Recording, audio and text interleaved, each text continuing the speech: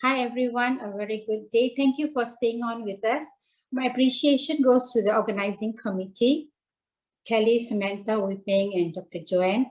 And frankly speaking, as a nurse lecturer for almost 20 years, I've never heard of the term anthroposophy. And until I was invited to attend an online conference, which is the AMS India Anthroposophic Conference 2020. Now, truly, the one person I must thank is Kelly. Thank you so much, Kelly, for inviting me to attend that conference. When I attended that conference in November 2020, I was truly amazed with the new learning that took place.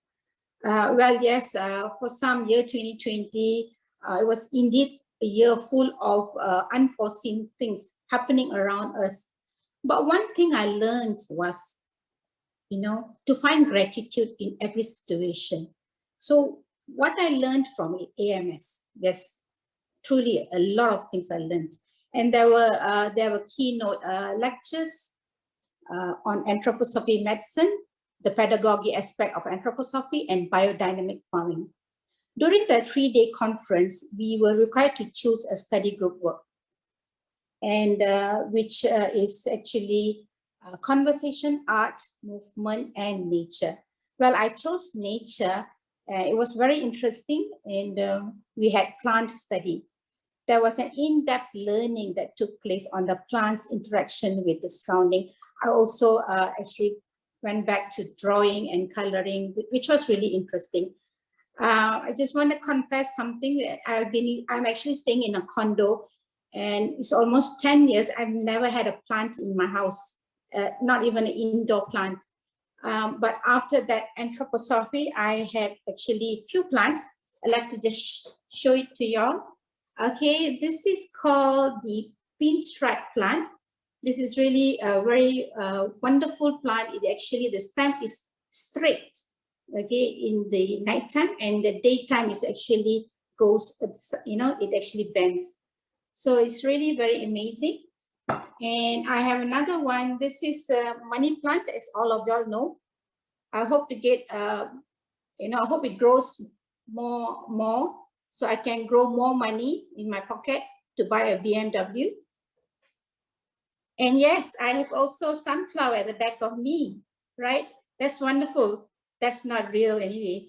And yes, the learning and the sharing didn't stop at AMS.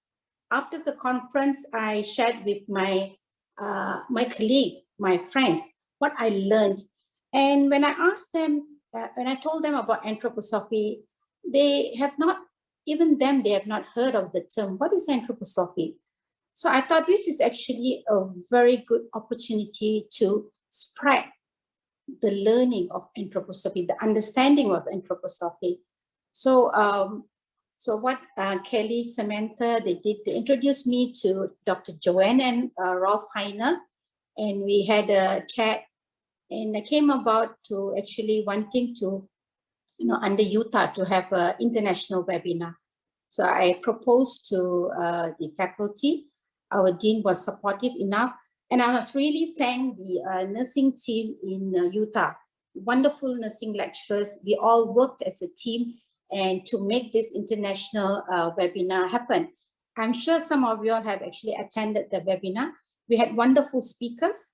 We had Dr. Joanne, we had Rolf Heiner, we had Gloria Sun, the biodynamic farmer, and also Dr. Georg Soldner. They are wonderful speakers. Now, even if you see them, you can feel that, you know that they are wonderful people, and they are actually sharing, sharing type of people. And yes, the feedback which we got from the webinar was great, was good. And hoping to actually have another series 2, we had done series 1 and 2, so hoping to have series 3 on Waldorf education. And yes, we transform our lives through learning. And I do wish to continue my journey in learning more about anthroposophy. And yes, it would be a great milestone in the Malaysian healthcare if anthroposophy is one of the healthcare services in the hospital, and therefore optimize physical and mental health and well-being by seeking the use of natural means. And with that, I just like to just read a paragraph from a book I write, which is very interesting, and it actually resonated to me really very deeply. Health is the result of the harmonious interaction of the organ systems and functions of the organism in the services of soul and spiritual development of the human being. All things that are alive can breathe, move, and grow. They are plants, animals, and human beings. This life of breath connects every living thing, and we all breathe the same air that circulates in the atmosphere around the earth. As we breathe in, we take into ourselves all that is around us, weather, nature, the feelings of other people, the atmosphere of or energy of the place we are in, so that we can feel at one with the whole world. We also breathe in the divine light and love of the spiritual world, whether we are conscious of it or not. As we breathe out, our feelings flow out into the world.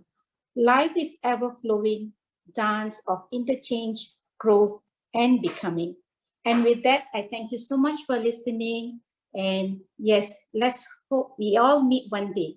Thank you so much.